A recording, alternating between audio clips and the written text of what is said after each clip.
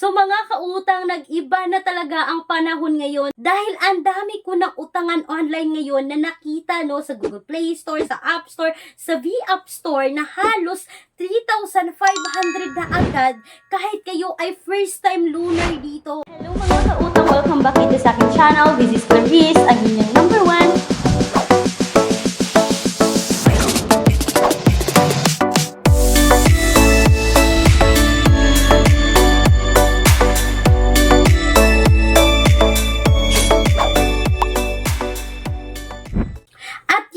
Kautang, masasabi ko talaga na ito yung pagbabago ngayon dahil noon mga kautang, like kay Online Loans Pilipinas, kay Digido dati, na tig 1,000 lang, 2,000, but ngayon mga kautang, sa mga bagong utangan online, 3,500 agad, at ang dami pang na-approve dito, kahit sila ay first time loaner, 3,500 agad.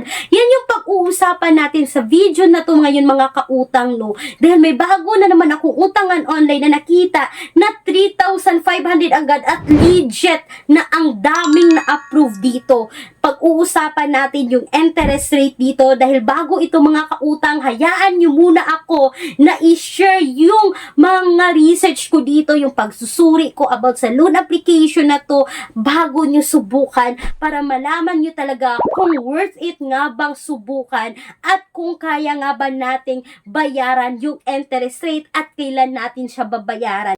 Hindi lang ngayon mga kautang, dapat ugaliin talaga nating mag-do a research bago umutang sa kahit anumang utangan online. So itong nakita ko ngayon, since bago siya mga kautang, nakita ko ito sa Google Play Store na meron palang 560 na reviews at 4.8 star ratings. So, sobrang bago niya, pero ang taas agad ng ratings mga kautang, At kung ayaw nyo ng ganito, na i-install at i-download mga kautang kasi access na naman sila ng permission sa phones natin, may mga alternatives naman tayo na apply direct website mga kautang, hindi nangunguha ng permission para ma-access yung phones natin, At hindi nyo na kailangang i-install at i-download. So, may mga alternatives tayo na ilalagay ko ngayon sa description box or sa pinned comment section ng video na ito.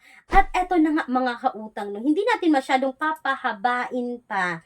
Dahil itong nakita kong Coco Peso Online Credit Loan na under po ito ng Fast Coin Lending Corporation mga kautang na naka-SEC registered. So, kahit bago pa siya mga kautang is naka-SEC registered na siya. At tumatanggap po itong utangan na ito ng SSSID, UMID, Driver's License, or National ID. Alam ko, ang daming pwedeng ma-qualified ngayon dito kasi nga nagsilabasan, nagsidatingan na yung National ID natin. So, eto na nga mga kautang, nagbasa agad ako dito sa nagbibigay ng reviews sa utangan na ito. Kasi ang dami ng nakautang ngayon dito mga kautang. Sabi ng isang commenter noong April 8, 2025, sabi niya, wow, 3,500. But yung na-receive niya rito mga kautang is 2,100 na lang. At hindi lang yan, sabi pa noong April 12, 2025, worst online lending ever. I will report you to SEC. So mga kautang, bago pa lang pero hindi na makatarungan yung interest dito. At ito pa mga kautang, noong April 7, 2025, sabi niya 3,500 daw yung offer but yung na-receive niya dito is 2,100 pa rin. So mga kautang, halos lahat ng nag-comment dito ay pare-pareho lang po at 7 days lang po babayaran ang utangan ito. Mga kautang, wag agad-agad tayong magpapadala porket bago ang isang utangan ay utangan nyo na talaga. Hindi ganon. Do a research pa rin mga kautang. Kung makikita nyo na yung loan details, wag nyo nang ituloy.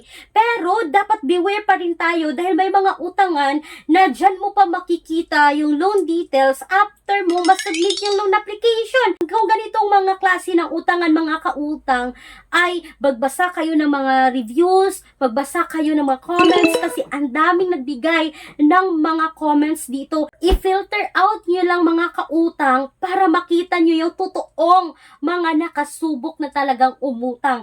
Kaya mga kautang, itong si Coco Peso Online Credit Loan is hindi recommended. Kaya wag nyo nang subukan. Sana po ay marami ang nakapanood ngayon ng ganitong klaseng review about dito mga kautang para hindi kayo mapasubok na umutang talaga dito. At kung naghahanap talaga kayo, kasi alam ko mga kautang, lahat ng nanonood ng mga ganitong klaseng review ay naghahanap talaga ng mauutangan online. May mga alternatives naman tayo mga kautang na makikita natin ngayon sa description box at sa pen comment section na video na to. At hindi lang yan, dahil kung gusto niyo talaga ng pangmalakihan, like minimum of 20,000, maximum of 2 million pesos, yes, legit po na bangko ito. Bank personal loan, salary stretch loan. Kayo ay qualified dito kapag kayo ay nagtatrabaho sa private company at least 6 months. Kung kayo ay nasa BPO company at least 3 years na sa company, mga kautang, kayo ay qualified dito kung kayo ay private doctors or nurses.